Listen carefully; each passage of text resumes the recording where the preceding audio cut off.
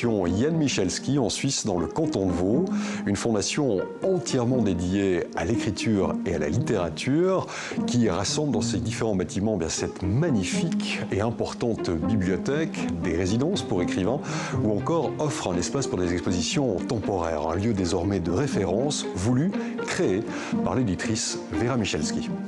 L'enjeu principal de la fondation, c'est de freiner l'érosion de la lecture. Et donc, j'allais dire, on va être un peu machiavélique par tous les moyens qui sont à notre disposition. Donc, ça veut dire attirer des gens ici par des expos, leur mettre le nez devant des livres, leur faire rencontrer des auteurs. On fait souvent des lectures, on a reçu des pièces de théâtre, des concerts, toutes sortes de choses. Les gens viennent ici, entrent dans la bibliothèque, sont confrontés à tout ce que le livre peut représenter. Et puis il faut que ça les intéresse, que ça les excite et que ça les pousse à lire. Le fait que vous décidiez de l'implanter ici, ça a été une évidence également? On habitait tout près d'ici et on connaissait la beauté et l'ouverture de ce paysage. Et je pensais que symboliquement, par rapport à une fondation qui dès le début s'est imposée comme un projet international et un projet de rencontre entre le public, les artistes, et aussi donc les écrivains, bien entendu, l'ouverture du paysage symbolisait quelque chose. Et quant à l'aspect, on va dire, vraiment architectural de cette fondation, là, il y avait un vœu de votre part aussi de mettre un objet architectural comme celui-ci dans le paysage du pied du Jura vaudois?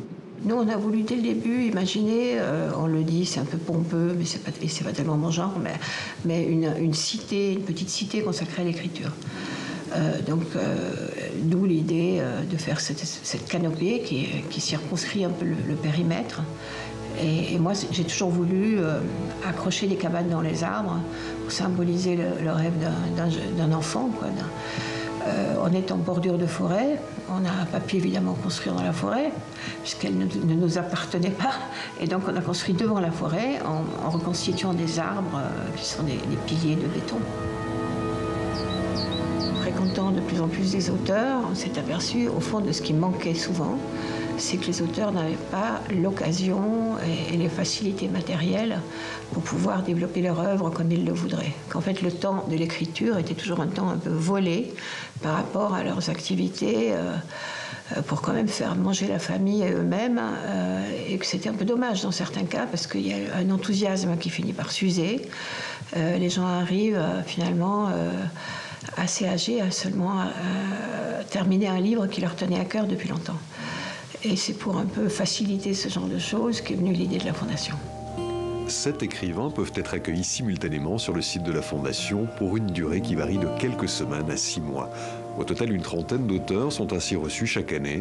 Parmi eux, Violaine Béraud, installée pour 3 mois et demi dans une des cabanes de la Fondation Jan Michalski. En résidence pour 2 raisons. Pour être hors de chez soi et travailler au calme et n'être concentré que sur écrire, pas être perturbé par un quotidien du voisinage, etc. Ne pas avoir le prétexte de faire autre chose, mais rester concentré. Et une deuxième raison qui n'est pas négligeable, c'est qu'aussi en résidence, on est rémunéré pour travailler. Et ça permet, pendant les 3 mois par exemple qu'on va passer ici, de ne pas se soucier de gagner de l'argent par ailleurs pour pouvoir écrire. Donc ça c'est sur les résidences en général. Et pourquoi la résidence ici?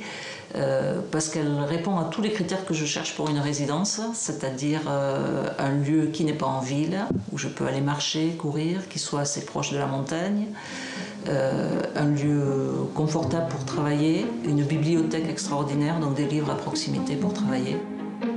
Pour moi, c'est vraiment le point extraordinaire de cette résidence.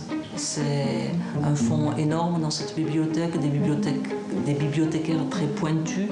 On peut demander des livres particuliers. Moi, je peux aller les voir en leur disant à peu près ce que je cherche. J'ai pas du tout l'érudition qu'ils ont eux. Et ils vont m'orienter exactement vers ce que je veux, ils vont m'ouvrir à des nouvelles choses. Je fais des découvertes ici. Pour moi, vraiment, le cœur de la Fondation, le cœur de cette résidence et la raison pour aller dans cette résidence, c'est la bibliothèque. L'environnement, parce qu'elle a été implantée, cette résidence, dans un environnement qui est quand même particulier, vous le disiez, qui est en campagne, avec cette vue qu'on a de votre cabane, c'est ainsi qu'on les appelle. Est-ce que ça a une influence aussi? Oui. Ça n'a pas une influence sur le contenu de mon écriture, c'est-à-dire que je ne vais pas décrire le paysage, ça n'a aucune influence pour moi. mais ça a une influence sur mon bien-être, sur ma façon de respirer, sur mon corps, parce que moi j'écris sur le corps et depuis le corps, et j'ai besoin d'exercice physique, j'ai besoin de respirer du bon air, j'ai besoin de monter, de descendre, de ne pas être au milieu de voitures, de ne pas être sur les routes goudronnées. Ici, il y a des chemins partout. Je vais marcher de bonne heure le matin, je croise des chevreuils, des renards, même des sangliers, ça m'est arrivé, ça me va bien. Et voilà pour la Fondation Jan Michalski pour l'écriture et la littérature. Dans l'actualité culturelle également, ce visage, celui de Pierre Barillet, mort à l'âge de 95 ans. Il était le roi du théâtre de boulevard. L'auteur laisse derrière lui une trentaine de comédies devenues pour certaines des classiques cultes. Il avait notamment écrit des pièces comme Le Don d'Adèle, Fleur de cactus ou encore 40 carats.